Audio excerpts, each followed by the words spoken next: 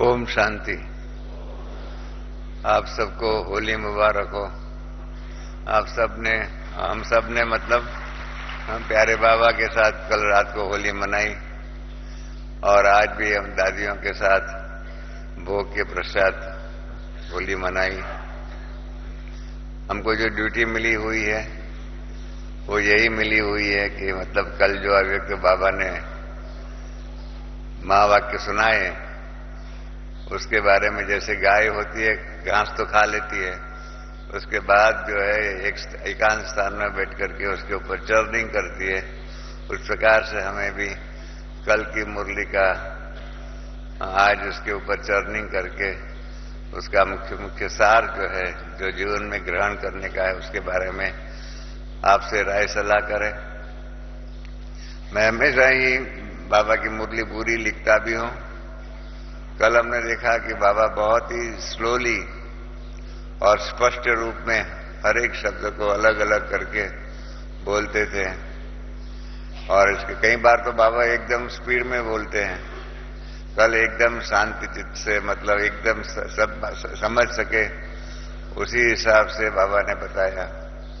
वास्तव में आध्यात्मिकता के फील्ड में सरल शब्दों में आध्यात्मिक ज्ञान बताना बहुत कठिन है,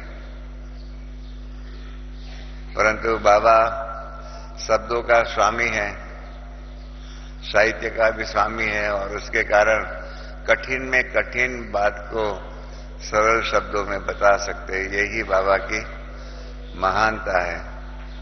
कल दादी गुलजार जो है स्टेज पर आई, बैठी, 7:20 को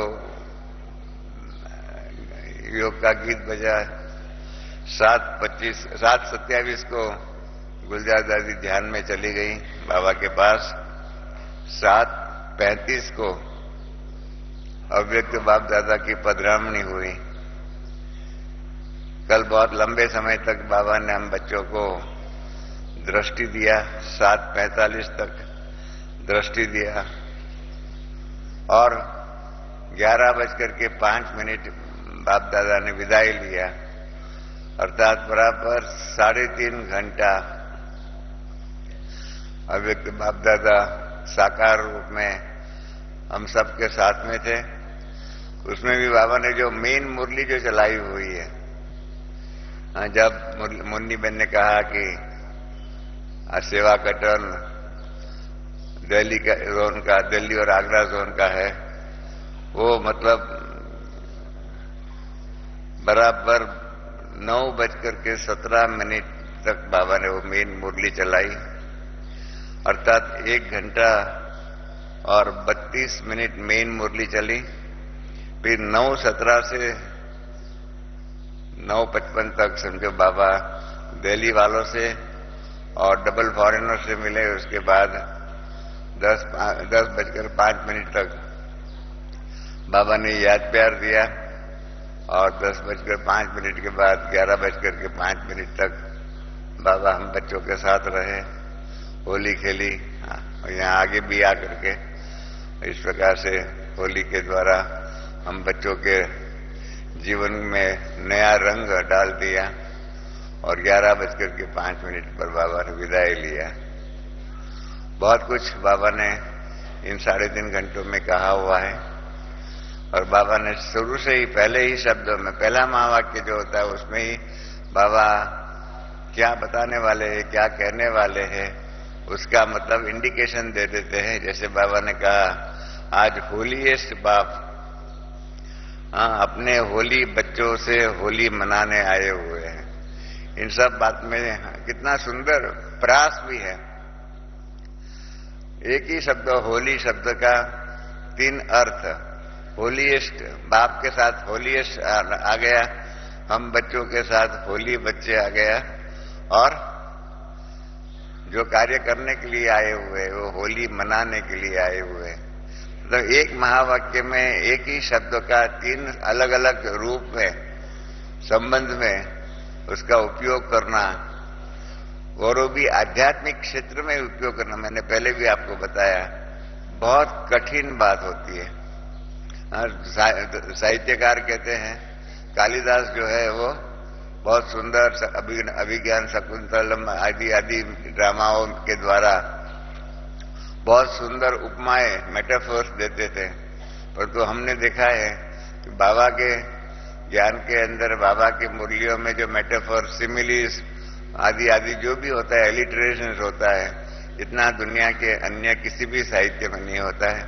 मैंने काफी साहित्य का अभ्यास किया हुआ है और इन अभ्यास के आधार पर कह सकता हूं कि बाबा का जो साहित्य है, और उसमें भी ये बाबा का, जिसको अंग्रेजी में कहते हैं स्पोकन लिटरेचर, बोला गया, लिखना का होता है ना, तो लिखने में तो आदमी चेंज भी कर सकता है, आगे पीछे कर सकता है, बहुत कुछ कर सकता है, एडिटिंग कर सकता है, सब कुछ कर सकता है। और ये तो एक बार जो बोला गया उसको दोबारा वापस ले भी नहीं सकते, और बाबा ने आज तक कभी उसको करेक्ट भी नहीं किया हुआ है। इतना सुंदर, स्पष्ट और अर्थ सहित हम बाबा बताते हैं। तो उसी के हिसाब से पहला ही महावाक्य है, होलीएस्ट बाप, होली बच्चों से, और किसके बच्चे? अपने होली बच्चे। अपनापन जो है पहले से ही बता दिया हुआ है। हमारे यहाँ हम बाबा के बच्चे हैं। अभी अभी तिरुपति वालों से हमारी बातचीत हो रही है। तिरुपति के अंदर, आप जानते हैं तिरुपति जो है हिंदुस्तान का सबसे बड़े में बड़ा रिचेस्ट टेम्पल है। परंतु वहां के ऑफिसर ने हमको बताया था कि वहां 18,000 व्यक्ति काम कर रहे हैं और सभी नौकर है। तो मैंने कहा नौकर होता क्या होता है? कहा नौकरों के सामने 3 बातें होती है। एक, मास के महीने के आखिर में पगार कितना मिलेगा। आप जानते हैं नौकरी का सबने किया हुआ होगा, तो नौकरी में महीने के आखिर में पगार कितना मिलेगा। दूसरा, साल के आखिर में बोनस कितना मिलेगा। और तीसरा, इंक्रीमेंट कितना मिलेगा। ये उनके जीवन में लक्ष्य होता है। और उसकी भेंट में हमने कहा कि हमारे पास भी 15,000 बहनें हैं, करीब 3,000 से भी ज्यादा भाई हैं। हमारे यहाँ कोई भी नौकर नहीं है, सभी हमारे बाबा के बच्चे हैं। नौकर और बच्चों के बीच में फर्क तो आप सबको अनुभव है ही।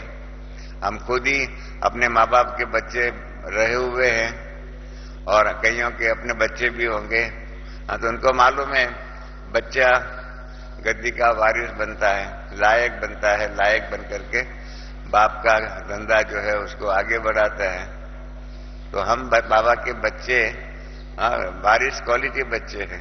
जो वारिस बना जो है वो कभी भी नौकरी करने वाले नौकरों के अंदर नहीं आता है। वो सदा ही समझता है ये मेरा सेठ है और मैं उनका नौकर हूं, वही रिलेशनशिप रहती है। और बाबा के पास क्या होता है, कोई यहाँ ऐसा बैठा है जो समझता है हम परमात्मा के नौकर है? कोई नौकर यहाँ बैठा हुआ है? हम सब बाबा के बच्चे हैं। इसलिए बाबा ने पहले ही महावाक्य में कह दिया, अपने होली बच्चे। जो अपनापन जो है, बाबा ने हम बच्चों को अपना बच्चा के रूप में स्वीकार किया। ये बहुत बड़ी बात है। भक्ति मार्ग में भी भक्त और भगवान के बीच का जो भेद है वो सदा ही रहता है। ये भक्त और भगवान का बीच का भेद हमारे ज्ञान के अंदर बाबा ने वो मिटा दिया और हम बच्चे बाबा के बच्चे हैं। उस प्रकार की एक रॉयल्टी, एक स्वीकृति हम बच्चों को बाबा ने दे दिया। ये बहुत बड़ा टाइटल है, अपने बच्चे, मेरे बच्चे। श्री बाबा के बच्चे। अपने बच्चे क्यों कहना पड़ा मालूम है? अपने बच्चे क्यों कहना पड़ा? क्योंकि बाप दादा 2 है, एक परलौकिक पिता है और दूसरा अलौकिक पिता है। दोनों के हम बच्चे हैं। आप समझे मेरी बात को? अगर बाप का अकेले के बच्चे होते तो बाबा कहते कि आज होली से बाप मेरे होली बच्चों को मिलने को आता। बाबा ने अपने बच्चे कहा, माना परलौकिक बाप के भी हम बच्चे और अलौकिक बाप के भी हम बच्चे। लौकिक बाप के तो हम जितने भी यहाँ बैठे हुए हैं अलग अलग बच्चे हैं। हर एक के लौकिक माँ बाप अलग अलग होंगे, परंतु अलौकिक बाप और परलौकिक बाप के एक ही समान के हम बच्चे हैं, और इसलिए बाबा को ये शब्द यूज करना पड़े। एक एक शब्द के पीछे आध्यात्मिक रहस्य है। आपने समझा मेरी बात को? मेरे बच्चे और अपने बच्चे में फर्क क्या है? अपने बच्चे कह करके अलौकिक पिता और परलौकिक पिता के हम बच्चे हैं, इस प्रकार की ये बाबा ने हम बच्चों के ऊपर एक रबर स्टैंप लगा दिया, स्वीकृति दे दिया। और फिर कहां से दूर दूर से स्नेह में दिल में समा रहे हैं। हम बच्चों का स्थान कहां है? बाप के दिल में बाबा का स्थान है हमारा। और मस्तक में बाबा ने क्या देखा? मस्तक में हमारा भाग्य का सितारा है, उसको चमकता हुआ दिखा। इतना बड़ा भाग्य सारे कल्प में और किसी को भी नहीं होता है, परमात्मा का बच्चे बनना। द्वापर युग से भी हम परमात्मा के भक्त बनते हैं। भक्ति शुरू हुई ना द्वापर युग से, परमात्मा के हम भक्त बनते हैं। एक सिर्फ संगम युग में ही हम परमात्मा के बच्चे बनते हैं। इतना बड़ा भाग्य। और बाबा ने इसलिए कहा कि ये भाग्य जो है वो आपको श्रेष्ठ पवित्र बनते हैं, और उसके कारण डबल पवित्र बनते हैं। आत्मा भी पवित्र और शरीर भी पवित्र। और बाबा ने सारा ही 5000 वर्ष का इतिहास हमारे सामने खड़ा कर दिया और कहा कि देखो, सारे कल्प में चक्कर लगा करके देखो कि कोई भी धर्मात्मा भी डबल पवित्र नहीं बना हुआ है। कितनी सुंदर श्रेष्ठ बातें बाबा ने एक महावाक्य में कह दिया कि हमारा भाग्य कितना श्रेष्ठ है कि सारे कल्प के अंदर जितने भी धर्मात्मा, क्राइस्ट आया, बुद्ध आया, आदि आदि जितने भी धर्मात्मा, आप जानते हैं विभिन्न धर्म है, दुनिया के मुख्य 10 धर्म है। उन सभी धर्मों के धर्मात्मा, स्थापक, पैगंबर जो भी कहो, वो भी डबल पवित्र नहीं बनते हैं। तो कितनी बड़ी भारी उपलब्धि प्राप्ति हम बच्चों की है सारे कल्प के अंदर, कि हमारे जैसी प्राप्ति धर्मात्माओं से भी नहीं मिलती है। बाबा ने एक साकार बाबा की मुरली में, उसमें भी बाबा ने कहा हुआ कि आप बच्चों का भाग्य इंग्लैंड की महारानी से भी ज्यादा है। तो इंग्लैंड की महारानी भी परमात्मा से सन्मुख में नहीं मिल सकती है। उनको भी परमात्मा ने अपने बच्चे नहीं कहा है, और हम बच्चों को परमात्मा मिलते भी है, अपने को हम अपना बच्चा कह करके पुकारते भी है, स्नेह भी देते। परमात्मा स्नेह क्या इंग्लैंड की रानी को मिलेगा? वो परमात्मा स्नेह कितना मूल्यवान चीज है, इतना श्रेष्ठ भाग्य हमारा ही है। वो बाबा ने साकार मुरली में भी कहा हुआ है, इंग्लैंड की महारानी से भी ये आपका भाग्य श्रेष्ठ है। इसलिए आप सबको ये गौरव होना चाहिए, गर्व होना चाहिए कि हमारा भाग्य इंग्लैंड की महारानी से भी श्रेष्ठ है। फिर बाबा ने जो आगे कहा वो तो आप सब होली के बारे में जो कहा, मैंने कल देखा कि अब तक जितने भी बाबा ने बातें कही हुई है होली के दिनों में, वो सभी होली की बातों के बारे में जितनी भी बातें हुई, इन सब बातों को बाबा ने लेकर के कल हमारे सामने सब कुछ कह दिया, सार के रूप में कह दिया, बता दिया कि इस प्रकार से होली के बारे में, जैसे बाबा ने कहा होली के बारे में कि यादगार के रूप में जो भी है, हम डबल होली बनते हैं। इसके कारण क्या हुआ है, यह यादगार उत्सव के रूप में लोग मनाते हैं। आपके ही हर कदम कदम का जीवन महत्व उत्सव के रूप में मनाते हैं, और इस प्रकार से ये उमंग उत्साह रहता है क्योंकि आप परमात्मा के संग के रंग की होली मनाते हैं। संग का रंग लगता ही है। भक्ति दुनिया के अंदर एक कवि ने बहुत सुंदर लिखा हुआ है, संग का रंग कैसे लगता है, और इन्होंने स्थूल एग्जाम्पल दिया हुआ है कि घास जो होता है ना, घास पीला होता है, और आम जो होता है वो हरे रंग की होती है। कच्ची आम होती है, हरे रंग की होती है, बराबर है। और तो हरे रंग की आम घास के संग में आकर के अपना रंग बदलती है, अपना स्वभाव भी बदल देती है। और रंग बदल करके घास का रंग पीला होता है तो ये भी रंग पीला हो जाता है, आम का भी रंग। और खट्टा जो स्वभाव था उसके बदले में मीठा बन जाता है। ऐसे भक्ति मार्ग में एक भजन के अंदर इस प्रकार से आते हैं कि संग का रंग कितना महान होता है। उसके भेंट पे एक स्थूल आम के ऊपर भी संग का रंग लग सकता है, तो हमें तो परमात्मा के संग का रंग लगता है। आप सब अपने वर्तमान जीवन और ज्ञान में आने से पहले का जीवन को कंपेयर करो तो आप सबको महसूस होगा कि आपके जीवन के अंदर भी इस परमात्मा संग के रंग के कारण बहुत परिवर्तन हुआ है या नहीं। तो इस प्रकार से हम सबके भी जीवन में परमात्मा के संग का रंग लगा ही हुआ है। और बाबा ने बता दिया है कि हम सबने क्या किया है। हमारे पुराने संस्कार को जलाने के बिना परमात्मा संग का रंग नहीं लगता। पुराने संस्कार, स्वभाव आदि जो भी है, पुरानी चीजें जो है उसको हम सबने जला दिया हुआ है। और बाबा ने कहा इसके लिए उसका स्थूल जलाने की बात करते हैं, स्थूल रंग लगाने की बात करते हैं, क्योंकि वो लोग सभी बॉडी कॉन्शियस है। तो बाबा ने फिर से याद दिलाया कि आप सब परमात्मा के संग की होली मनाने आए हैं। आप होली के लिए कहते हो कि होली अर्थात जो बात हो चुकी बीती सो बीती। इस प्रकार से बाबा ने होली की दूसरी भी परिभाषा बताई। एक होली माना पवित्र, दूसरा होली माना बीती की जो बात कही वो भी कही। बीती को भूलना बहुत कठिन बात है। भूतकाल को कई हमारे बहन भाई भूलते नहीं है और इसलिए भूतकाल को भूत कहा हुआ है। भूतकाल भूत बन करके हमारे कई बहन भाइयों के जीवन में वो भूतकाल भूत बन करके हम सबको परेशान करता है। दादी जानकी का एक क्लास है, बहुत सुंदर क्लास है, उसमें दादी ने कहा है कि भूतकाल के ऊपर इतना सॉलिड फुल स्टॉप लगाओ कि वो बात आपके चित्त पर 5000 वर्ष तक नहीं आवे। फुल स्टॉप लगाने की भी कला है, वो आनी चाहिए।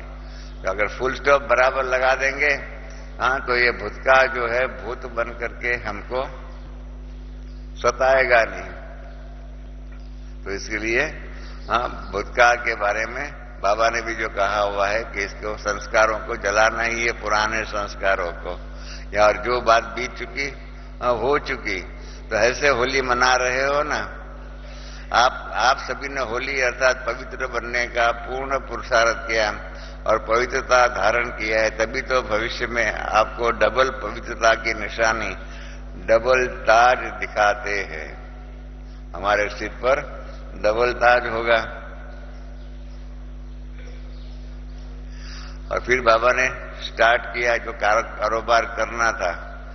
एक होली के बारे में इतना कह दिया, उसके बाद बाबा ने कहा आज के दिन आप हर बच्चा क्या जला करके जाएगा। बाप दादा ने देखा कि जन्मदिन पर जो बाप ने होमवर्क दिया था, हम बच्चों की याद शक्ति इतनी कमजोर है। मैंने एक भाई को पूछा हम बाप दादा ने जन्मदिन पर जो कहा मैंने वो कब कहा होगा। तो सोचने लगा बाप का जन्मदिन कौन सा था।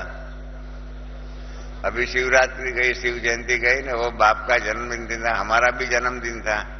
तो अभी इसके पहले कि बाबा के दिव्य अवतरण का बाबा याद करा रहे, उस दिन होमवर्क दिया हुआ था।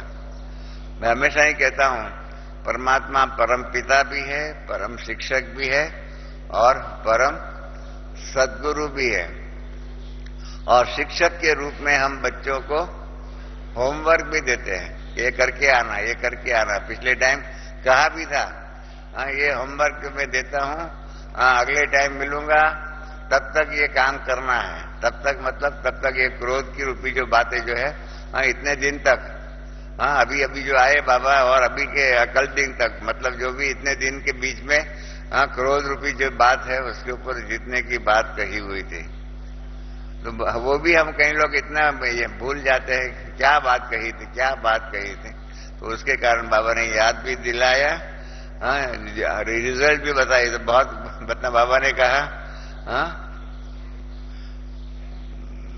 बाप दादा ने देखा कहाँ कहाँ बच्चों ने अटेंशन दिया है, कहाँ कहाँ, हाँ, सभी बच्चों ने नहीं, बहुत बच्चों ने नहीं, कहाँ कहाँ माना थोड़े बच्चों ने ही है जिसके ऊपर अटेंशन दिया हुआ है और बाबा को रिजल्ट भी लिखी हुई है। तो इसलिए बाबा ने टीचर से भी हाथ उठवाया, फॉरेनर्स से भी हाथ उठाया और सबको मुबारक भी दिया।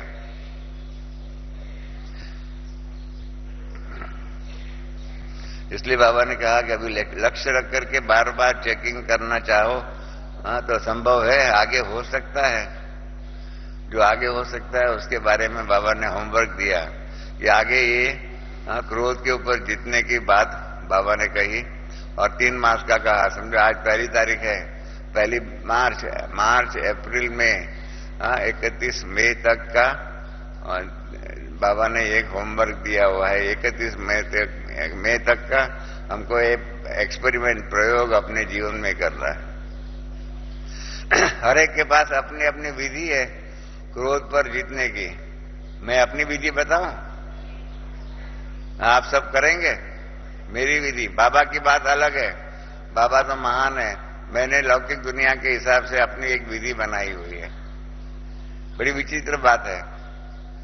क्या हुआ कि मैं लौकिक रूप में मेरे क्लाइंट जो उसके ऑफिस में गया था, मैंने उनके मैनेजिंग ट्रस्टी को मैनेजिंग डायरेक्टर को बताया कि भाई देखो, आपके चीफ अकाउंटेंट है, उसने एक गलती किया हुआ है। उसकी गलती बताई तो उसके मैनेजिंग डायरेक्टर ने उसके अपने चीफ अकाउंटेंट को बुलाया और उसके ऊपर बहुत क्रोध किया, बहुत क्रोध किया। तो मुझे भी अच्छा नहीं लगा। मैंने कहा, मैंने छोटी सी बात कही उसके ऊपर, हाँ, उसके मैनेजिंग डायरेक्टर ने अपने चीफ अकाउंटेंट के ऊपर इतना क्रोध क्यों किया। तो जब मैं उसकी ऑफिस में से निकल रहा था, मैं उसके चीफ अकाउंटेंट के पास गया और मैंने कहा, सॉरी, आपके ऊपर मेरे कारण आपका मैनेजिंग डायरेक्टर ने बहुत क्रोध किया, आपको बुरा तो लगा होगा ना। तो उसने कहा, अरे रमेश भाई, मुझे बिल्कुल बुरा नहीं लगा। मैंने कहा, ये तो सीधा प्रश्न लगता है कि इसका इतना बॉस ने, इसके सेठ ने इतना गुस्सा किया और उसको कुछ नहीं लगा। मैंने कहा, आपने क्या युक्ति रखी है जिसके कारण आपके बॉस ने आपको इतना गुस्सा किया, आपको फील नहीं हुआ? कहा, मैंने एक बात का लक्ष्य रखा है, कुत्ता तो भौंकता ही रहता है।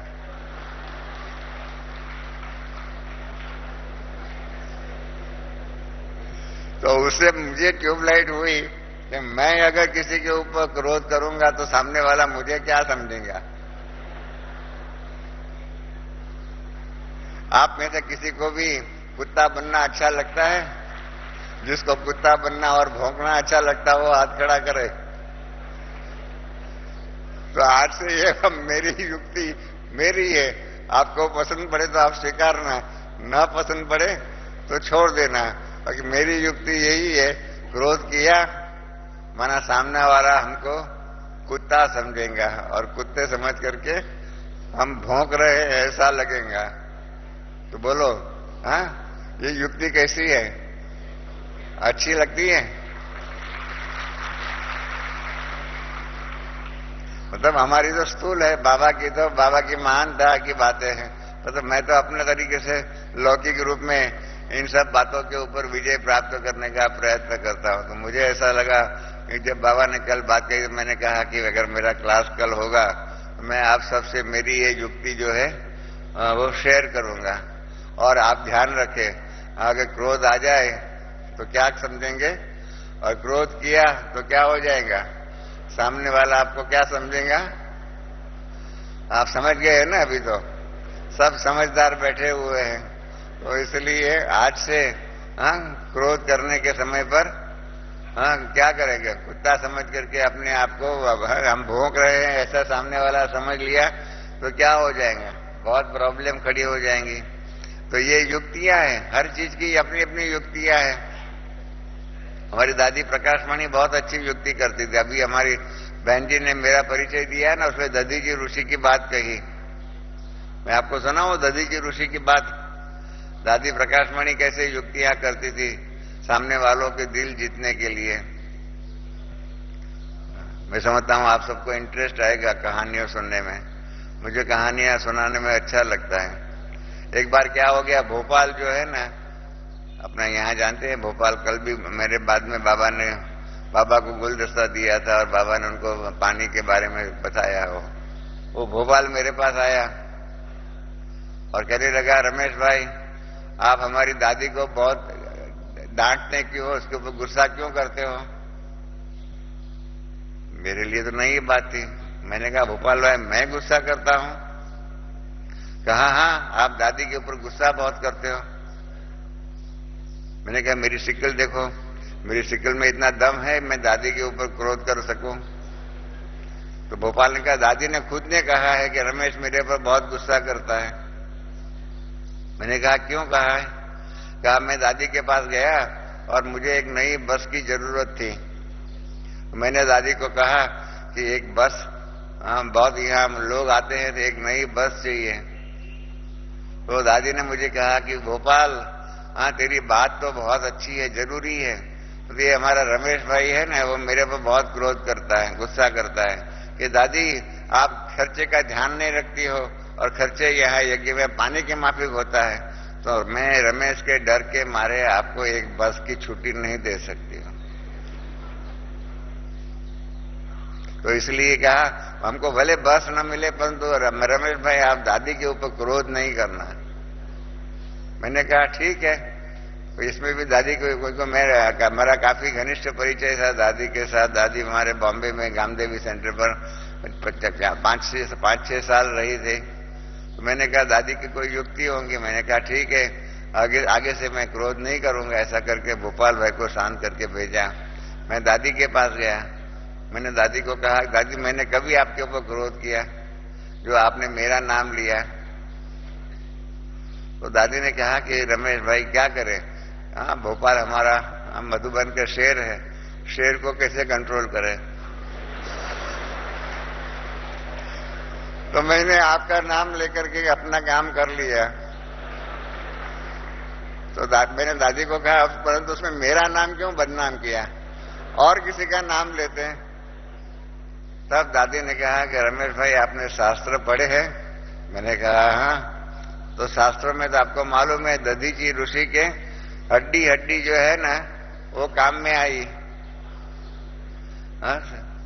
हम तो आपकी हड्डियों को हाथ नहीं लगाते हैं, आपके सिर्फ नाम को हाथ लगाया।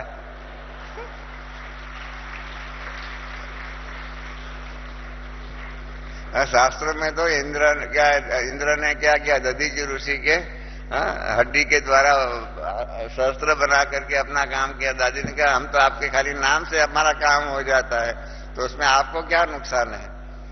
मैंने कहा, ठीक है आप हमारा नाम यूज करते रहो, परंतु लोगों के मन में ये भ्रांति हो जाती है। दादी ने कहा, जब तक हमारे मन में भ्रांति नहीं है तब तक अर्जा नहीं है, फिक्र नहीं है। आप समझ लो हमने युक्ति किया हुआ है। तो ये दधी जी की ऋषि की बहन जी ने बात कही है तो मैंने समझा कि मुझे वो पुरानी बात याद आ गई कि कैसे दादी जी भी हर बात को सीधी ना कहने के बदले में कैसे युक्ति युक्त ना कहना दादी से सीखना चाहिए। कैसे कारोबार के अंदर युक्तियां रखनी पड़ती है, रचनी पड़ती है, सामने वालों को रिस्पेक्ट रिगार्ड देकर के कारोबार करने का। बहुत सी अच्छी बातें हम सबको हमारी आदरणीय दादी जी ने सिखाई हुई है। जानकी दादी भी इतनी ही पावरफुल योगी व्यक्ति है, बहुत अच्छी बातें सिखाती है। तो उस प्रकार से बाबा ने कल क्रोध के बारे में जो कहा, इसलिए बाबा ने कहा क्या कि जिम्मेदारी का ब्रह्मा बाबा के मिसाल भी दिया और बाबा ने कह भी दिया, ब्रह्मा बाबा की जिम्मेदारी के आगे आप सबकी जिम्मेदारी तो कुछ भी नहीं है। फिर भी बाबा ने बताया जिम्मेदारी के ताजदारी भी सदा मुस्कुराता रहा, खुशनुमा चेहरा था, क्योंकि इन्होंने विकारों पर विजय प्राप्त कर आपके आगे शरीर होते भी कार्य करते एग्जाम्पल रहा। ये बाबा ने ब्रह्मा बाबा को एक आदर्श के रूप में, एग्जाम्पल के रूप में हमारे सामने जो था बात बताई। और फिर इसके कारण क्या हो गया, अव्यक्त फरिश्ता बन गया। तो बहुत सुंदर बाबा ने बात कही हुई है। और फिर बाबा ने अभी कहा कि जब अभी ऐसी बातें सामने आए तब तो यही हो गए ना। तो इसलिए लिखा कि तेज आवाज भी हो जाता है। कईयों ने जो बाबा को लिखा होगा, अभी क्रोध के बारे में उसमें लिखा होगा बाबा हमारा आवाज तेज हो जाता है आदि आदि। इसके ऊपर बाबा कहते हैं मूड में भी थोड़ी तेजी आ जाती है। तो इसलिए बाबा ने कहा जब ऐसी बातें सामने आती है तब तो आपको विजयी बनने का चांस मिलता है। विजयी बनने के लिए सामने परीक्षा तो आनी चाहिए ना, परीक्षा आएंगी तब तो हम विजयी बनेंगे। तो उसी के आधार पर बाबा ने कहा कि मतलब ऐसी परिस्थिति आ गई सामने तो ही आपको विजयी बनने का चांस मिलेगा। तो ये 3 मास के लिए बाबा ने समय दिया है।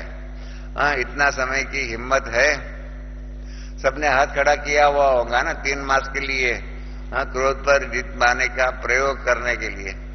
जिन्होंने हाथ नहीं खड़ा किया हुआ वो हाथ खड़ा करे कल बाबा के सामने। तो सबने हाथ खड़ा किया है ना, तो अभी देखना फेल नहीं हो जाए, क्योंकि आगे बाबा ने बहुत सुंदर इसके बारे में बात कही हुई है। और फिर बाबा ने एग्जाम्पल भी दिया कि आपके लास्ट जन्म में भी आपकी महिमा क्या गाते हैं, कि आपके देवता रूप के आगे आपकी महिमा है सर्वगुण संपन्न संपूर्ण निर्विकारी, यह गाते हैं। आपका यह बनने का अभी तक संगम युग में का ही गायन है। बाप दादा के दिल के विशेष आशा आप बच्चों बतावे करके बाबा ने इच्छा बताई। जब बाबा ने अपनी इच्छा बताई ना, तब मुझे शास्त्र की एक बात याद आ गई। परमात्मा को भी इच्छा होती है। परमात्मा और ईश्वर के बीच में शास्त्रोकारों ने भेद बताया हुआ है। परमात्मा जिसको निर्गुण निराकार होता है, एब्सोल्यूट निराकार होता है, वो परमात्मा है। जब इसको इच्छा हुई स इक्षत, जिसको इच्छा हुई वो ईश्वर बना। ईश्वर बन करके उसको जो इच्छा हुई उसके आधार पर कारोबार किया, सृष्टि की रचना किया, तो विश्व परिवर्तन का कार्य किया। इस प्रकार से शास्त्रों में भी है कि स इक्षत, परमात्मा को इच्छा हुई। और ये ज्ञान की ये महानता है, खूबी है कि परमात्मा को भी इच्छाएं होती है। और इसलिए जो हम लोग समझते थे कि इच्छा मात्रम अविद्या होनी चाहिए, बात गलत है। अशुद्ध इच्छाएं नहीं होनी चाहिए, शुद्ध इच्छा तो होनी चाहिए। हमें लक्ष्मी नारायण बनना है, ये शुद्ध इच्छा है, वो खराब है क्या? हमको लक्ष्मी नारायण बनना है, विश्व महाराजा बनना है, आदि आदि जो भी बातें बाबा ने सिखाई है वो इच्छा रखना अच्छी बात है। अशुद्ध तमो प्रधान इच्छा है वो गलत बात है, शुद्ध इच्छा है अच्छी बात है। तो उसी के आधार पर शुद्ध इच्छा है जो भी है, उसके आधार पर परमात्मा को भी इच्छा होती है। अगर परमात्मा को भी इच्छा होती है और परमात्मा अपनी इच्छा हमारे सामने व्यक्त करता है, तो बाबा ने कहा कि बाबा की इच्छा है कि अभी से हर एक बच्चा सदा खिला हुआ गुलाब का पुष्प देखने चाहते हैं। खुशनसीब खुशनुमा गुलाब का बच्चा, गुलाब का फूल। देखो कितनी सुंदर बातें बाबा ने सिमिली के रूप में, मेटाफर के रूप में, गुलाब के पुष्प के रूप में सदा खिला हुआ खुशनुमा खुशनसीब गुलाब का बच्चा के रूप में हम बच्चों के चेहरे को, जीवन को, व्यवहार को, कारोबार को बाबा देखना चाहता है। कितना सुंदर एक पिता के रूप में अपने बच्चों के प्रति उनकी जो आशाएं जो है, कितने सुंदर शब्दों में बाबा ने हम बच्चों के प्रति उनकी जो आशा है, क्योंकि बाबा ने एक और भी मुरली में कहा हुआ है कि आप बच्चे मेरे आशाओं के दीपक हो, आप बच्चे मेरे आशाओं के दीपक। तो बाबा की जो आशा जो है, कल बाबा ने बताया कि सदा खिला हुआ गुलाब का पुष्प देखना चाहता है। और फिर बाबा ने एक नई बात भी कही। दुनिया वाले कहते हैं कि अभी तक ब्रह्मा कुमारी है पवित्रता का पाठ सिखाती हैं, अब तक वो बात प्रसिद्ध है, अब दूसरी बात हो जानी चाहिए। परमात्मा हम बच्चे क्रोध को जीतने की शक्ति भी सबको बता रहे हैं, क्योंकि क्रोध को जीतना तो सबको अच्छा लगता है। पवित्रता के बारे में अभी भी प्रश्न हो सकते हैं, पर क्रोध के बारे में तो किसी को भी अच्छा नहीं लगता है क्रोध करना। तो क्रोध को जितना, क्रोध के आधार पर टेंशन होता है, आदि आदि जो भी समस्याएं आती है, तो क्रोध को जीतने में कोई समस्या नहीं होती। तो उसी के आधार पर सबको क्रोध जीतने की इच्छाएं होती है, तो उसी के लिए ऐसा होना चाहिए। मैंने हमेशा हमारी शिवानी बहन को भी कहा हुआ है, हम ऐसी सीढ़ियां बनाना चाहते हैं जिसके अंदर हम राजयोग और राजयोग के आधार पर राजयोग और पवित्रता, राजयोग और क्रोध को जितना, राजयोग और विकारों पर विजय, ऐसी ऐसी सीढ़ी बना करके कारोबार करे। जैसे रामदेव महाराज है, उन्होंने हठयोग के बारे में कहा हुआ है, हठयोग और डायबिटीज, हठयोग और हर चीज, कर्क रोग, ऐसे ऐसे अलग अलग रोगों के बारे में सीढ़ियां बनाई और हठयोग के द्वारा कैसे उसके ऊपर जीत प्राप्त कर सकते हैं। ऐसे हम भी ऐसी सीढ़ियां बना करके करें डायलॉग के रूप में। कनुप्रिया बहनों, राम शिवानी बहन, या जो भी कोई भी करे, और इस प्रकार से डायलॉग के रूप में युक्तियां बताए और क्रोध के गीत भी बजे। जैसे आज अभी आप सबने गीत सुना योगी के बारे में, योगी किसको कहते हैं, वो योगी प्रभु का प्यारा है, आदि आदि गीत में सुना। तो ऐसे गीत भी हो और भी युक्तियां भी हो, और ऐसी युक्तियों के द्वारा क्रोध पर जीत पाने के बारे में, या ऐसा जो भी अन्य सभी बातों के ऊपर विजय प्राप्त करने की अगर हमारी सीढ़ी बन जाए, तो दुनिया के अंदर हमारा कारोबार जो है, जो बाबा ने कल कहा कि ब्रह्मा कुमारियां अभी इस बात में भी प्रसिद्ध हो जाए कि ब्रह्मा कुमारियां क्रोध के ऊपर भी जीत प्राप्त कराने में मददगार बन सकती है। तो ये बात बाबा ने कही, तो ये हम सबको करना है।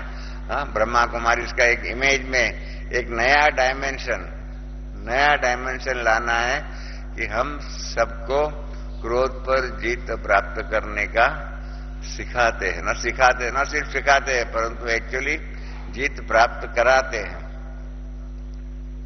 फिर बाबा ने कहा कि और भी तनाव के बारे में कर करके देखो क्या बताए, क्रोध के आधार पर तनाव होता है और तनाव के अंदर क्या होता है, मैं शब्द। बाकी बाबा ने जो कहा देह भान का भी मैं होता है, और वो है, और दूसरा है मैं आत्मा हूं, उस प्रकार के मैं भी हूं। तो बाबा ने जो कहा देह भान का मैं जो है उसको जलाने की बात बाबा ने कही है। एक है देह मैं, जिसके कारण अभिमान भी होता है, अपमान भी होता है और दिल शिकस्त भी होता है। मैं इस प्रकार से होता है, और दूसरा मैं आत्मा हूं। हम योग में यही कहते हैं ना, मैं आत्मा हूं, मैं परमात्मा की संतान हूं। तो इस प्रकार से हमारी साकार बाबा के साथ बात हुई थी। बाबा ने कहा था कि काम, क्रोध, लोभ, मोह और अहंकार को जीतना है। तो उस पर ही मैंने साकार बाबा से पूछा था कि बाबा अहंकार को जीतना में किस प्रकार से, ऐसा कैसे होगा?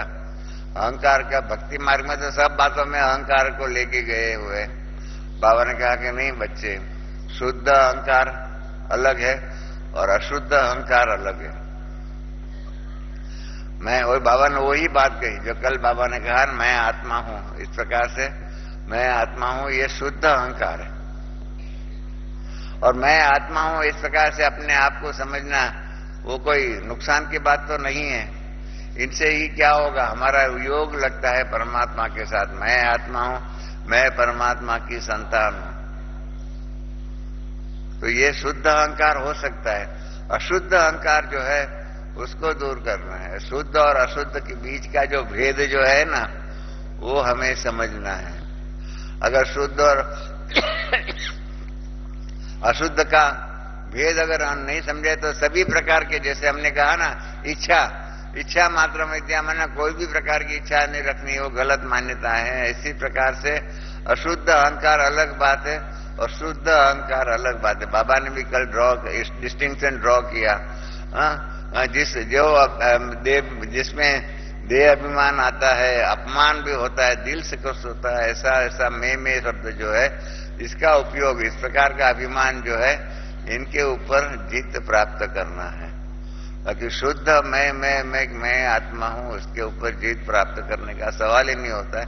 और ही वो तो हमें आगे बढ़ने में लिफ्ट देता है। इसलिए बाबा ने कहा अनेक मैं को जला करके एक मैं आत्मा हूं, यह मैं शब्द पक्का करो। अनेक प्रकार के मैं है, मेरा है, मेरा है, मेरा है, मेरा है। तो उस प्रकार से अनेक प्रकार के मैं है को बाबा ने कहा है उसको जला दो और मैं आत्मा हूं इस शब्द को ही पक्का करो। आज योग अग्नि में जला करके, जब बाकी सभी मैं को आज योग अग्नि में जला करके जाओ। अगर ये इसके ऊपर जीत प्राप्त कर लेना तो बहुत कुछ प्राप्त हो जाएगा। और उसमें बाबा ने आगे बता दिया, हिम्मते बच्चे तो मददे बाप। हिम्मते बच्चे तो मददे बाप। कई बार हमने देखा हुआ है, कई बार हमने देखा हुआ है, हम ये बात को गलत कर देते हैं। हम हिम्मते बच्चे मददे बाप के बदले में हम क्या करते हैं मालूम है? हिम्मते बाप तो मददे बच्चे। क्या हमने कर दिया है? हिम्मते बाप तो मददे बच्चे। अभी आप बताओ दोनों में अच्छी बात कौन सी है? हिम्मते बच्चे तो मददे बाप या हिम्मते बाप तो मददे बच्चे? ये भी हकीकत है, हिम्मते बाप तो मददे बच्चे, क्योंकि बाबा ने ये भी कहा हुआ है कि आप बच्चों के बिना बाप कुछ नहीं कर सकता है। बराबर है? आपको याद होगा बाबा ने मुरली में कहा होगा कि आप बच्चों के बिना बाप कुछ नहीं कर सकता है। कई चीजें बाप नहीं कर सकता है। मैं आपको हंसी में सुनाऊं क्या क्या बातें बाप नहीं कर सकता है। परमात्मा सर्वशक्तिवान होते हुए भी कई बातें नहीं कर सकता है। मिसाल के तौर पर जन्म मरण के चक्कर में परमात्मा आ सकता है? तो नहीं कर सकता है ना। अब परमात्मा क्रोध कर सकता है? हम तो 1000 बार क्रोध करके दिखावे, 1000 क्या लाख बार करे। परमात्मा रो सकता है? रो नहीं सकता है। जन्म मरण के चक्कर में परमात्मा सतयुग में आके तो दिखावे। कई बातें मतलब इस प्रकार से आप योग में ऐसे ऐसे चिंतन करो, परमात्मा आप भी कुछ है तो हम भी कुछ कम नहीं है।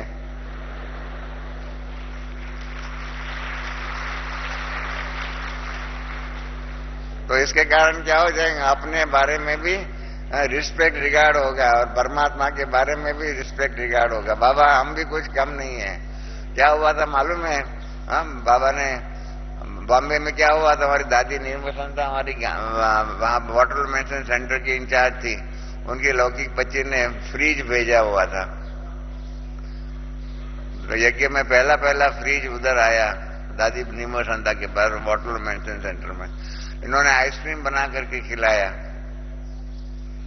क्लास के अंदर। आइसक्रीम खिलाने के बाद सबसे पूछा कि किसी ने भी शिव बाबा को याद करके आइसक्रीम खाया हो तो हाथ खड़ा करे। किसी ने भी शिव बाबा को याद करके आइसक्रीम नहीं खाया था। हमारा दादा आनंद किशोर बॉम्बे में थे, इन्होंने ब्रह्मा बाबा को पत्र लिखा कि बाबा आज हमारी एक गलती हो गई है, एक भूल हो गई है, हमने आज आपको याद किए बिना आइसक्रीम नहीं खाया। हम चाहते हैं कि आप दादी निर्मल शाता को पत्र लिखो कि बच्चों को दोबारा आइसक्रीम खिलावे और हम वायदा करते हैं कि दोबारा आइसक्रीम मिलेंगे, हम आपको याद करके खाएंगे।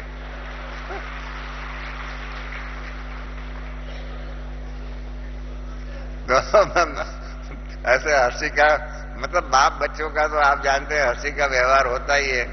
तो बाबा ने जब वो पत्र पढ़ा तो उसका जवाब में लिखा कि बच्चे आप बच्चे तो भूलों का सागर है। वहां सागर में एक बूंद पानी ज्यादा हुआ या कम हुआ सागर को क्या फर्क पड़ेगा। इसके आधार पर आपने एक भूल किया उसमें आपका कोई फर्क नहीं पड़ने वाला है। फिर भी मैं बच्चे को लिख देता हूं कि दोबारा आइसक्रीम बना करके आपको खिलावे। तो जब बाबा ने ये लिखा ना कि भूलों का सागर है, तो हमने बाबा को लिखा कि बाबा हम तो कई बातों के सागर हैं, हम क्रोध के सागर हैं, रोने के सागर है, गलतियों के सागर है, हम अनेक बातों के सागर है। तो बाबा ने पत्र में लिखा कि बच्चों ने बहुत अच्छा विचार सागर मंथन किया है, हम किन किन बातों में सागर है।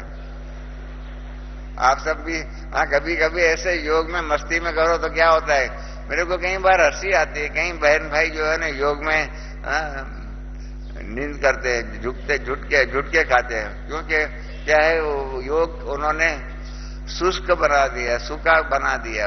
रोचक बनाओ, रोचक के आधार पर ऐसे ऐसे बातें करो तो योग जो है ना बहुत अच्छा हो जाए, रमणीक योग हो जाएगा। हमारा योग सन्यासियों की तरह का योग नहीं है, हमारा योग रमणीक योग है, हंसी का योग है, हम बाप बेटों का योग है, बाप के पास हम बाप से वर्षा लेने का योग है। तो हमारा योग मतलब बहुत कुछ है उसमें। इस प्रकार से आप ऐसी ऐसी बातें करो अपने बारे में, परमात्मा के बारे में, और बातें करते रहो तो बहुत अच्छा आता है, मजा आती है कि ऐसे ऐसे करो, सोचो, विचार करो। तो इस प्रकार से हमारे हाथ में है हमारे ज्ञान को कितना रमणीक बनाना, हमारे जीवन को हर्षित मुक्ता के आधार पर, खुशनुमा आधार के आधार पर, हम खुशनसीब बच्चे जो है उसके आधार पर अपने जीवन को, यह जो खुशनुमा जीवन बिना हुआ है, खुशनसीब जो हम बच्चे हैं जिसकी महिमा परमात्मा कर रहे हैं, ऐसे खुशनसीब जीवन को और उसकी सुगंध जो है, उसकी रचना जो है, उसकी श्रेष्ठता जो है, उसको समझो तो ये ब्राह्मण जीवन जो है ना बहुत ही अच्छा लगेगा। कहीं बाबा से पूछते हैं बाबा विनाश कब होगा, बाबा का विनाश कब होगा। मैं तो कभी नहीं पूछता हूं। बाबा ने भी एक बार कहा है बच्चे विनाश कब होगा, इसका मतलब ये है कि आपको मेरी कंपनी अच्छी नहीं लगती है, इसलिए आप जल्दी विनाश चाहते हो ना, और मुझे वापस जल्दी भेजना चाहते हो। ये बराबर है बाबा का उलझना। विनाश आने तो जितना देरी से आएंगे इतना हम ज्यादा मजबूत बनेंगे, अच्छी बात है ना, आगे बढ़ेंगे और संपूर्ण बनेंगे। क्योंकि कल भी बाबा ने कहा बातें तो बहुत आएंगी, बहुत ही बातें आने वाली है। बाबा ने जो कहा हुआ है, कल की बात जो है बहुत सुंदर एक बात कही है।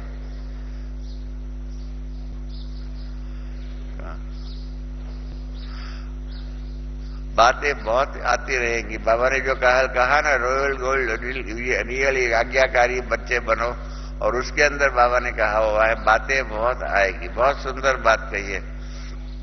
और जो देरी से आए हुए इनके लिए भी कहा हुआ है, लक्ष्य रखो कि हम लास्ट आए लेकिन फास्ट जाएंगे। कल अनेक स्लोगन अच्छे से बाबा ने कहे हुए हैं, इसमें एक स्लोगन है कल बाबा की मुरली में कि लक्ष्य रखो कि लक्ष्य को लक्षण में लाना है। कितनी सुंदर बातें एक महावाक्य में कह दिया, लक्ष्य रखो कि लक्ष्य को लक्षण में लाना है। कितनी सुंदर बात है, एक ही वाक्य में सब कुछ बता दिया। लक्ष्य रखो कि लक्ष्य को लक्षण में लाना है। ऐसे ही बातों के बारे में कल बाबा ने दूसरा एक स्लोगन दिया है, जो बाबा ने कहा ना, आपके आगे क्या बात है, बात आती रहेंगी, चली जाएंगी। बाबा ने पहले भी कहा आप महावीर बच्चे हो, सर्वशक्तिवान के बच्चे हो। इस प्रकार से कहने के बाद बाबा ने जो कहा, बात आती रहेंगी और चली जाती है। और इसलिए बाबा ने कहा, बहुत सुंदर महावाक्य बोला हुआ है, जैसे लक्ष्य रखो, लक्ष्य को लक्षण में परिवर्तन करना है, उसी प्रकार से कल कहा है कि बातें आएंगी और चली जाएंगी। जो चली जाने वाली है उसके पीछे अपनी तकदीर नहीं गंवाना। मेरे हाथ में बुद्धि छापने का होता ना, तो मैं कल का ये महावाक्य अंडरलाइन करता कि बातें जो आने वाली है वो चली जाने वाली है, और उसके पीछे अपनी तकदीर नहीं गंवाना।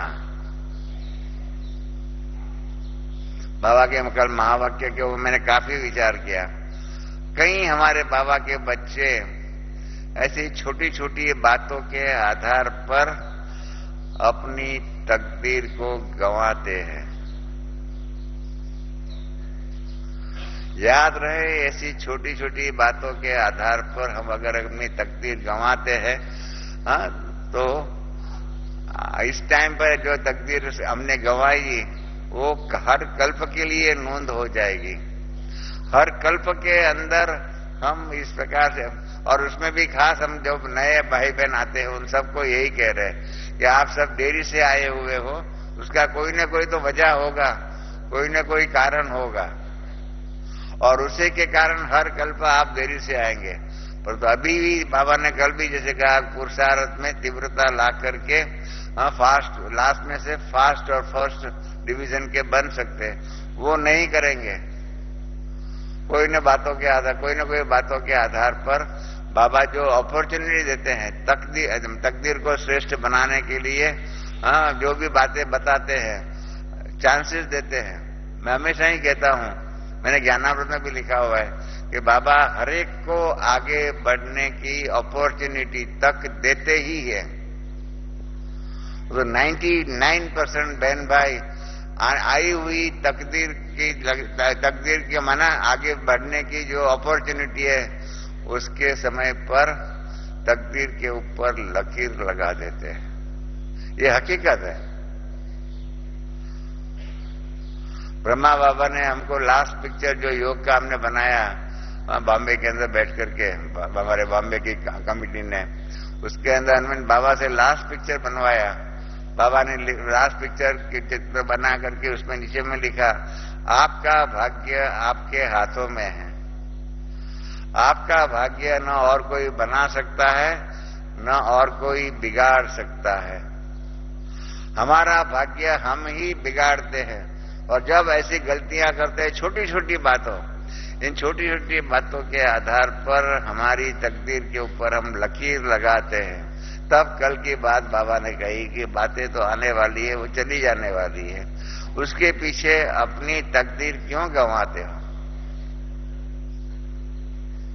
हमें 16 कला संपूर्ण बनना है। छोटी बात के आधार पर समझो 16 कला तक संपूर्ण बनने के बदले में 15 कला संपूर्ण बने। आप तो समझेंगे एक कला नुकसान हुआ, उसमें क्या बात है, बड़ी बात है। तो मालूम है ऐसी छोटी छोटी गलतियों के आधार पर उसका दंड कितना भारी है। वो दंड को आप ध्यान में रखेंगे तब मालूम पड़ेगा कि ऐसी छोटी छोटी गलतियां नहीं करनी चाहिए। क्योंकि 16 कला के बदले में 15 कला बने तो उसका रिजल्ट क्या है मालूम है?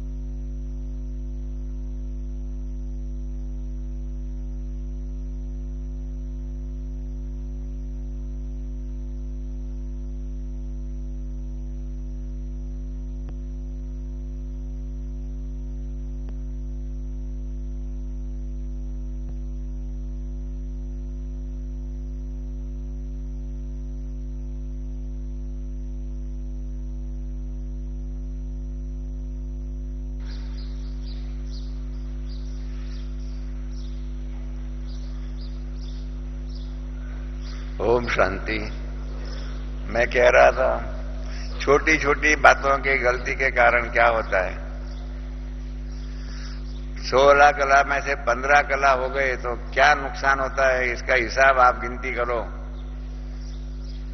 सतयुग में है 16 कला संपूर्ण और त्रेता युग में है 14 कला संपूर्ण। माना 2 कला हमारी जो कम होती है, ये 2 कला कम 1250 वर्ष में होते हैं। Arithmetic of Brahma Kumari knowledge, हमारा ज्ञान का एरिथमेटिक सीखिए, गणित सीखिए हमारा ज्ञान का, और उसके बाद आपको मालूम पड़ेगा कि बाबा का गणित कितना श्रेष्ठ है, कितना महान है। गणित में भी होता है, एक स्टेप गलत लिया सारा एग्जाम्पल गलत हो जाता है, आंसर गलत आ जाएगा। इस प्रकार से एक गलती किया 16 कला में बदले में 15 कला बन गए। 1250 वर्ष में 2 कला कम होता है, 1 कला कम हुई माना आधा सतयुग चला जाएगा। सतयुग में 8 जन्म है, उसमें 1 कला कम हुई, आधा युग चला गया माना 84 जन्मों के बदले में 80 जन्म हो जाएगा। और कौन से 4 जन्म चले जाएंगे? पहले के 4 जन्म, लक्ष्मी नारायण आदि आदि जो भी पहले 4 बने हुए होंगे, उससे पहले 650 वर्ष का जन्म हमारा चला जाएगा। हम बाद में आएंगे। और गलती की और कला कम होगी, 14 कला हो गई, एक सारा युग चला जाएगा, सतयुग से पूरा ही चला जाएगा। एक अव्यक्त मुरली में बाबा ने ये सावधानी के बारे में कहा हुआ है कि बच्चे गलतियां नहीं करो। अगर गलतियां करेंगे तो आप बिंदीधारी के बदले में चिंदीधारी बन जाएंगे। ऊपर पांडव भवन में बाबा ने ये मुरली चलाई थी, तो मैंने बाबा को पूछा, बाबा ये अव्यक्त उस मुरली के बीच में ही पूछ लिया, ये चिंदी और बिंदी क्या होता है, मेरी तो समझ में नहीं आया। तो बाबा ने कहा बिंदीधारी सतयुग में जो श्री कृष्ण और उसके बाद नारायण होता है, उसको बिंदी यहां लगाते हैं। और बाबा ने कहा आप बच्चों ने अगर कल्प वृक्ष को बराबर दिखा हुआ होगा तो सीता जो है ना, उसको यहाँ पर बिंदी क्या चिंदी रखी हुई है। राजस्थान में हम माताएं यहाँ चिंदी रखती है ऐसे, वो चिंदीधारी माना सीता बन जाएंगे, माना कि आप त्रेता युगी बन जाएंगे। माना सिंबॉलिक बाबा ने कहा कि एक गलती करे, बराबर गलतियां किए तो आप बिंदीधारी के बदले में चिंदीधारी बन जाएंगे, बिंदीधारी के बदले में चिंदीधारी बन जाएंगे, माना सतयुगी आत्मा के बदले में त्रेता युगी आत्मा बन जाएंगे। क्या आपको हम सबको यह भाग्य पसंद है कि हम बिंदीधारी के बदले में चिंदीधारी बन जावे? सतयुग पूरा ही 12,500 वर्ष का कल्प लिए, हर कल्प के लिए हम मिस करें, वो भाग्य पसंद है, मंजूर है? अगर वो मंजूर नहीं है तो फिर जो कल बाबा ने जो कहा कि बातें तो आएंगी और चली जाएंगी, उसके पीछे अपनी तकदीर नहीं गंवाना। ये बहुत बहुत बहुत महान महावाक्य है कि बातें आएंगी और चली जाएंगी और उसके पीछे अपनी तकदीर नहीं गंवाना। सबको पक्का याद रह गया? अपनी तकदीर किसको गंवाने की इच्छा हो हाथ खड़ा करे। हम तो यहां तकदीर बनाने के लिए आए हैं ना, गंवाने के लिए कोई आया हुआ तो हाथ खड़ा करे, बहनों में भाइयों में। हम कोई अपनी तकदीर गंवाने के लिए नहीं आए। तो फिर बाबा के कल के महावाक्य को हम पूर्ण रूप से ध्यान में ले कि बातें आएंगी और चली जाएंगी, उसके पीछे हम अपनी तकदीर हमें नहीं गंवाना है। ये पक्का है? हमको अपनी तकदीर नहीं गंवानी है ना? जिसको अपनी तकदीर नहीं गंवानी है वो हाथ खड़ा करे। देखो, हाँ तो फिर ध्यान रखना, हाँ सिर्फ हाथ खड़ा करने से क्या होगा? हाथ करने से दृढ़ता आएगी, दृढ़ संकल्प आएगा। और इसलिए कल का ये महावाक्य, एक ही सारी मुरली का और कोई सब बातें याद न रहे तो चलेगा, तो ये महावाक्य याद रखना कि बातें तो आएंगी और चली जाएंगी, जो चली जाने वाली है उसके पीछे हमें अपनी तकदीर को नहीं गंवाना है। बहुत बड़ा भारी दंड देना पड़ेगा, बहुत बड़ा भारी दंड। त्रेता युगी राम बनना वो भी एक बहुत बड़ा भारी दंड है। तो उसी के हिसाब से ये गलतियां हैं, कोई न कोई गलती के कारण हमें वो दंड मिलता है। और ऐसा दंड वाला भाग्य क्यों हम निर्माण करें अपने हाथों से? कारण यही है, मैंने आपको बताया ना, ब्रह्मा बाबा ने चित्र में लिखा है, नीचे लिखवाया, आपका भाग्य आपके हाथों में है। आपका भाग्य न और कोई बना सकता है, न और कोई बिगाड़ सकता है। बाबा हमेशा, मेरा ये दृढ़ संकल्प है, दृढ़ मान्यता है, बाबा सबको आगे बढ़ने के लिए चांस देते हैं। तो हमारे कई वैसे बाबा के बच्चे हैं, वो चांस को, आई हुई अपॉर्चुनिटी को छोड़ देते हैं। हमारे गुजराती में कहते हैं, कई बार लक्ष्मी तिलक करने को आती है और हम लोग मुख धोने के लिए चले जाते हैं। ये हकीकत है, कईयों को मिलता है।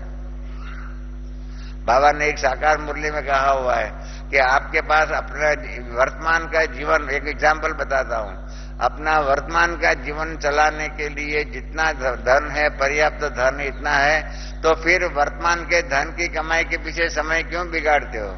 भविष्य का धन, भविष्य का प्रारब्ध बनने के लिए पूर्ण रूप में पुरुषार्थ करो। परंतु 95% बहन भाई वर्तमान के धन के पीछे ही पड़े हुए हैं और भविष्य का प्रारब्ध बनाने के लिए जितना कॉन्शियस होना चाहिए, माफ करना मेरे ये शब्दों को, जितना कॉन्शियस भविष्य का प्रारब्ध बनाने के लिए हमें होना चाहिए, इतना हम नहीं होते। ये करुण वास्तविकता है।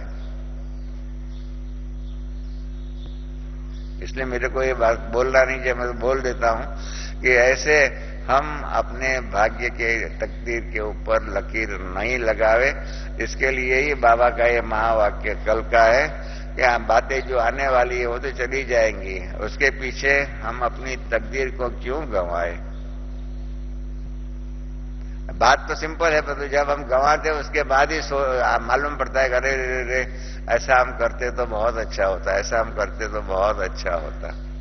परंतु जब बातें आती है सामने, प्लीज रिमेंबर, टाइम जो है ना, घड़ी जो है ना, उसको आप पीछे नहीं ले जा सकते हो।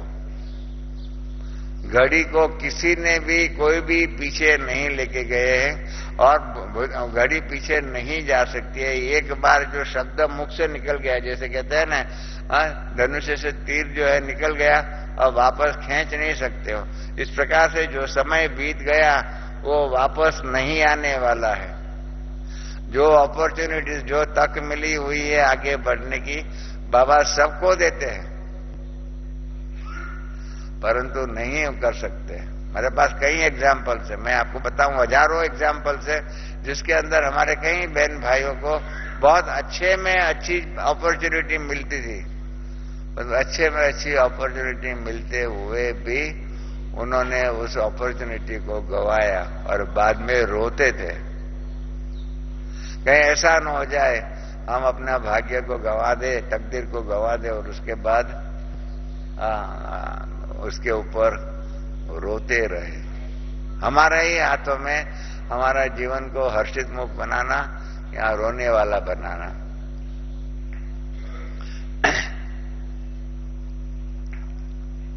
तो बाबा ने मतलब जो है सभी को बताया, और नए भाई बहन को लिए जो बात कही हुई सबके लिए ये है। और फिर बाबा ने कहा, बाप दादा स्नेह से मुबारक देते हैं, किस बात की हिम्मत रखी है।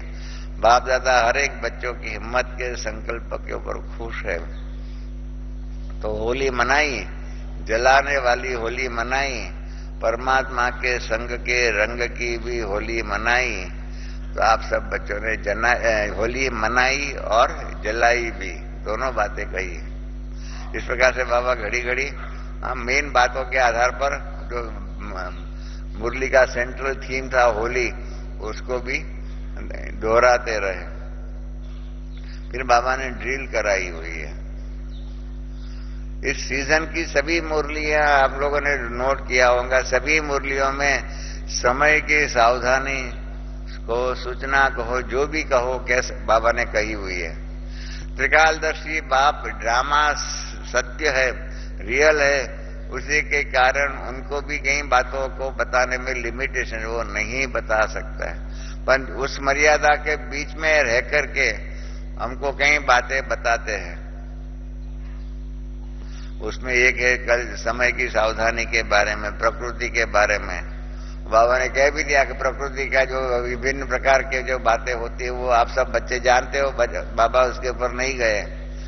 देखो 2 दिन पहले ही चिली के अंदर हम बड़ा भूकंप आया, आज की अखबार में है, इसके कारण समुद्र में सुनामी वेव्स ना आ जाए। इस अमेरिका, जापान आदि में समुद्र तट पर रहने वाले 3,20,000 लोगों को समुद्र किनारे से दूर लेके गए। ऐसे ऐसे बहुत सी बातें हो रही है प्रकृति के तत्वों के बारे में, लोगों के जीवन व्यवहार के अंदर के बारे में। तो उसी के आधार पर बाबा ने कल भी कहा, मतलब कोई भी परिस्थिति आवे, चारों परिस्थिति के बीच में आप 1 सेकंड में एकाग्र हो सकते हो। एकाग्रता की शक्ति के बारे में तो आप सबको कहानी मालूम है ना। अर्जुन ने एकाग्र कर दिया बराबर, पक्षी की आंख जो थी उसके ऊपर बराबर एकाग्र किया और तीर लगाया और लक्ष्य को प्राप्त किया। तो एकाग्रता की शक्ति के बारे में बाबा ने 4 प्रकार की बातें जो कही हुई है। प्रैक्टिस करो, मन की बुद्धि को आप 1 सेकंड में परम धाम में टिकाओ, फिर फरिश्ते रूप में टिकाओ, और फिर अपना ये ब्राह्मण मास्टर सर्वशक्तिवान स्थिति में मैं हूं, इस प्रकार से मास्टर सर्वशक्तिवान की स्थिति में स्थित हो जाओ।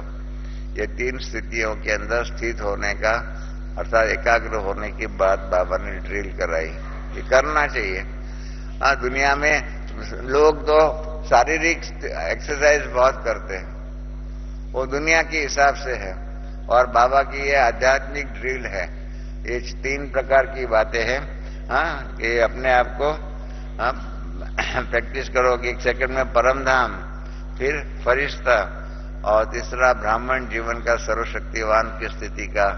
ये 3 स्थिति का, परिस्थिति का, जो भी कहो, 3 एक्सरसाइज के रूप में ये करना है। जितना समय मिले, जितना कर सकते हैं वो करने के लिए कहा हुआ है। पुरुषार्थ 1 मिनट लगे, 1 सेकंड में फुल स्टॉप लगाओ, क्योंकि ऐसा समय हलचल का अभी तैयारी कर रहा है। इसलिए माइंड कंट्रोल, दुनिया में इसके ऊपर बहुत सी किताबें लिखी गई है। माइंड कंट्रोल, बाबा का माइंड कंट्रोल देखो, मैं कौन सा, मन मेरा है, मैं मन नहीं हूं। तो मेरे ऊपर मेरा मन है, तो मेरे के ऊपर मैं का कंट्रोल हो। यह ड्रिल बहुत आवश्यक है। तो ये कल बाबा ने ड्रिल सिखाई है, हम जितना हो सके इतना ड्रिल कर ले। और फिर बाबा ने हर एक बच्चों के प्रति क्यों बाबा को प्यार है, क्योंकि सभी बच्चों ने दिल से कहा हुआ है मेरे बाबा, इस प्रकार से बातें कही। और फिर बाबा ने कहा, सदा यह स्लोगन याद रहे, खुश रहना है, खुशी बांटनी है, जितना बांटेंगे उतनी बढ़ेंगी, और खुशनुमा चेहरा चलते फिरते ऑटोमेटिक सेवा करता रहेगा। जो भी देखेंगे यही सोचेंगे इनको क्या मिला हुआ है। तो आज होली की देखो, बाबा ने मुरली समाप्त करने के टाइम पर क्या कहा, आज होली की मिठाई, होली की दिल खुश मिठाई, यह है होली की दिल खुश मिठाई, सबने खाई, सदा खाते रहना। हमारे बाजू में ही ब्रिजमोहन भाई थे, बाबा ने क्यों कहा ना, इससे कोई बीमारी नहीं होती है। जब ऐसे कहा तो ब्रिजमोहन भाई ने कहा मेरे को, रमेश भाई अपने को डायबिटीज नहीं होगा, ये मिठाई ऐसी है इसके द्वारा डायबिटीज नहीं होगा, खुशी किसी, उसके आधार पर तो जीवन श्रेष्ठ बनेगा। तो ऐसा किया है। और बराबर 9:17 हुई और बाबा ने मेन बातें पूरी की। बाबा ने फिर कहा अच्छा, और फिर मुन्नी बहन ने जो बताया कि बाबा सेवा का टर्न दिल्ली और आगरा जोन का है। और फिर बाबा ने दिल्ली वालों को बहुत बड़ी बात कही। हाँ, दिल्ली वाले माना बड़ी दिल वाले। दिल्ली वालों को बड़ी दिल रखनी ही पड़ेंगी, क्योंकि हम सबको तो दिल्ली में जाना ही है। राजधानी तो दिल्ली में होने वाली है। जब दिल्ली का पांडव भवन लिया गया ना, तो पांडव भवन खरीदने के बाद मैं यहाँ आया था आबू में, और अव्यक्त बाप दादा से मिला। मैंने बाबा से पूछा, बाबा ये दिल्ली का जो मकान खरीद किया है उसका नाम क्या रखे? तो बाबा ने मुझे ही सामने से पूछ लिया, बच्चे बताओ क्या नाम होना चाहिए? बाबा की एक बात बहुत अच्छी बात थी, बाबा हम बच्चों की परीक्षा ले लेते हैं। मेरी भी परीक्षा ले लिया। बाबा ने कहा बच्चे बताओ मकान का नाम क्या होना चाहिए, आप ही बताओ। मेरी परीक्षा लिया। मैंने मन में कहा मैं क्या करूं, क्या जवाब दूं? मैंने कहा बाबा उसका नाम पांडव भवन होना चाहिए। तो बाबा ने कहा कि पांडव भवन। बराबर बच्चे ने जवाब दिया। और बाबा ने बहुत सुंदर एक बात कही, बाप समान बनना मना बाप समान हमारी थिंकिंग होनी चाहिए। बाप समान बनना मना कि बाप समान कपड़े पहनना, धोती पहनना, ये सब नहीं है। तो बाप समान हमारी थिंकिंग होनी चाहिए, पैरेलल थिंकिंग। और बाबा ने कहा कि बराबर है, दिल्ली का इस मकान का नाम पांडव भवन होगा। और बाबा ने कहा कि ये जो जिस पे हम बैठे हुए मना आबू का जो पांडव भवन है, वो वर्तमान संगम युग की राजधानी का प्रतीक है। और वो दिल्ली का पांडव भवन जो है ना, आने वाली सतयुग की दुनिया का कैपिटल टाउन के रूप में प्रतीक होगा। और बाबा ने आगे ये भी कहा, आज के बाद और कोई भी यज्ञ के मकान का नाम पांडव भवन नहीं होगा। एक पांडव भवन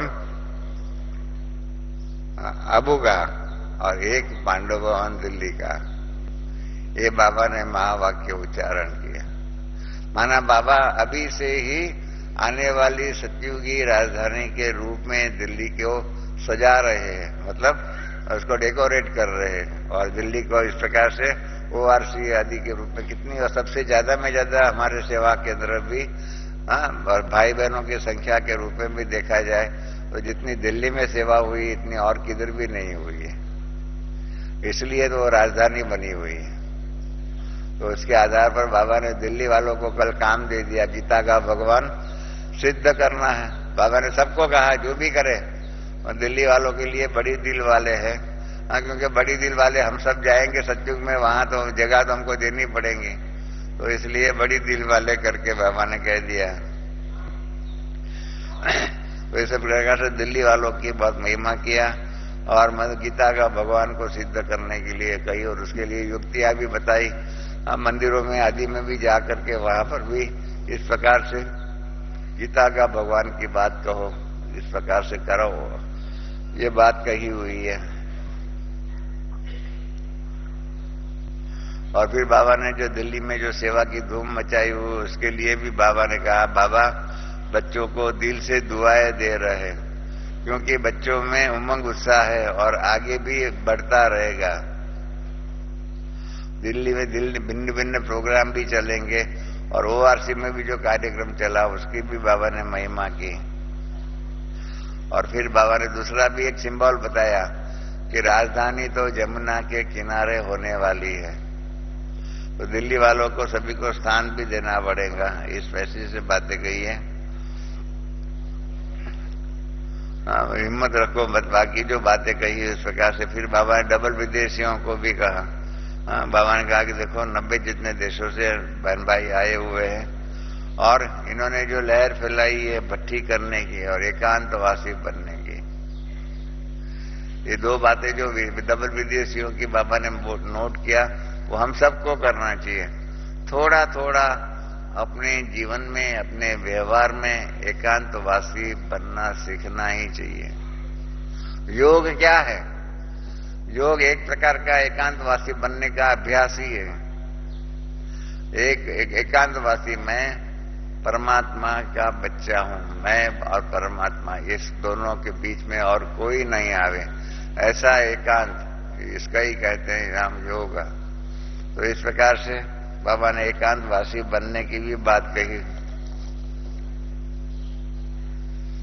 फिर मधुबन में बताया, इन्होंने बताया कि डबल विद्या सिंह ने 3 प्रकार के प्रोग्राम रखे और फायदा भी होता है। तो जनरल प्रोग्राम का लाभ, बाप दादा से मिलने का लाभ और स्पेशल स्व उन्नति के लाभ।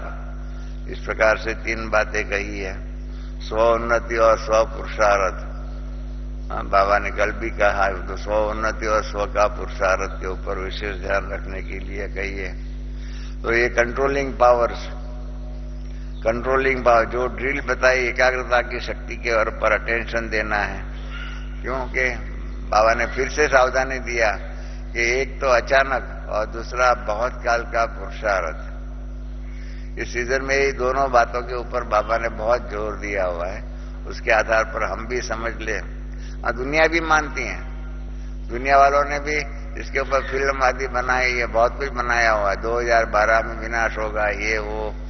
एक जमाने में हम जब किसी को कहते थे सब सुनते नहीं थे, मानते नहीं थे। अब तो सब सामने से पूछते हैं ये 2012 सितंबर के अंदर कैसे विनाश होगा, क्या होगा, उसके बारे में फिल्म भी आई हुई है। दुनिया में मिलती है, उसकी सीडी मिलती है, आप लोग देखना कैसे विनाश होगा। ऐसा एक वेस्टर्न कंसेप्ट है विनाश का, वो आप देख लेना। फिर बाबा ने मधुबन, बच्चे जो है वो मधुबन के श्रृंगार है, ऐसा ही है। बाप दादा, देखो दूसरी बात बाबा ने कल बताई, व्यवहार के अंदर श्रेष्ठ व्यवहार सीखना है। तो बाबा ने क्या बताया, बाप दादा तो बच्चों का प्यार को देखते हैं, कुछ भी हो सर्कमस्टेंसेस नहीं देखते हैं, परंतु स्नेह को देखते हैं। बातों को मत देखो, सामने वाले के स्नेह को देखो। इस प्रकार से बाबा ने जो कहा हुआ है ना, इसके अगर ये दृष्टि में हम परिवर्तन कर दे, तो बहुत कुछ सीख जाएंगे। इसलिए बाबा ने उनको कहा, जैसे डबल विदेशी कहते हैं 100 गुना मुबारक हो और दुआएं दे रहे हो। फिर आईटी ग्रुप वालों को भी कहा, और विज्ञान के बारे में जो बाबा ने बताई, और बहुत ये अच्छी बात है। दुनिया में कई कोने में बैठे हुए वहां से भी सीधा ही परमात्मा का दिव्य अवतरण को देख सकते हैं। ये बहुत बड़ी विज्ञान की उपलब्धि है। फिर बाबा ने याद प्यार दिया, 9:55 को बाबा ने याद पर देना शुरू किया। चारों ओर बाप दादा के स्नेह में समाये हुए, याद और सेवा में आगे से आगे बढ़ने वाले और बढ़ाने वाले, अमृत वेला सबसे अच्छे पावरफुल बनाने वाला, और मनसा सेवा द्वारा रहम दिल, दयालु कृपालु बन अन्य आत्माओं को कुछ ना कुछ अंजलि देने वाले, अपनी इस विधि को आगे बढ़ाते चलो।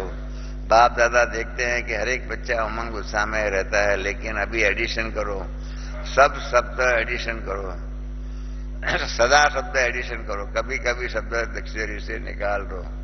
एक छोटी सी याद प्यार में भी बाबा ने सावधानी दे दिया है। इसलिए बाबा ने बीती की होली मनाई, इसलिए बाप दादा चारों ओर के बच्चों को सन्मुख दिल में देख रहे हैं। बाप दादा भी पदम पदम गुना याद प्यार और नमस्ते कह रहे हो। मेरे साथ भी बाबा ने जो बात कही हुई है वो तो आप सबने नोट किया होंगे, अकाउंट डिपार्टमेंट के बारे में। हमने बाबा को बताया, बाबा इस बजट के अंदर बहुत सी बातें आई हुई है, तो उस पर बाबा ने कहा वो तो सरकार का काम है ऐसी बातें लाने का। केडिया भाई आपने सुना ना अकाउंट्स डिपार्टमेंट के बारे में ही। हाँ, तो इसलिए वह तो आएंगी, उनका तो काम ही है यह है, और हम अपना काम करें वह राइट है अपने काम में। उन्हीं को ये प्रॉब्लम है, पांडव गवर्नमेंट के पास कोई प्रॉब्लम नहीं है, खुशी खुशी ही है यहाँ, और कोई है नहीं। अगर है यहाँ तो एक ही बात है, और वो खुशी खुशी ही है। इस प्रकार से बाबा ने हमारे से भी बात किया, औरों से भी बात किया। हैदराबाद का शांति सरोवर का यहाँ पर बैठे बैठे रिमोट के द्वारा वहां पर जो बनाया हुआ था उसको कंट्रोल करके ओपनिंग किया, वहां का हॉल जो है ना उसका, शांति सरोवर का। इस प्रकार से बाबा ने कल बात कही हुई है। हाँ, तो फिर से याद दिलाऊं, मैं मेरे को जीतना है, क्रोध को भी जीतना है। पहला पगथी फर्स्ट स्टेप है क्रोध को जीतना, और उसके आधार पर मैंपन को जीतने करने का, बाकी की बातें वो ऑटोमेटिक हो जाएगी। तो इस प्रकार से हम सब पुरुषार्थ करें, और जो कल बाबा ने होमवर्क दिया हुआ है कि 3 मास तक पूर्ण रूप से ध्यान रखे क्रोध को जीतने का। और मैंने आपको मेरी जो युक्ति बताई अच्छी लगे तो ध्यान रखना, अगर क्रोध करते हो तो अपने को क्या समझेंगे। मैं फिर दोबारा क्यों मैं बोलूं, आप सब समझ गए हो ना। तो ऐसा कोई क्रोध करके अपने को अपना रूपांतर ना करे। अच्छा जी, अभी हम 2 मिनट बाबा को याद करके, बाबा हमारा टाइम था 11 से 12:30, हम बराबर 12:30 बजे समाप्त किया। ओम शांति। आपका सहयोग के लिए बहुत बहुत धन्यवाद।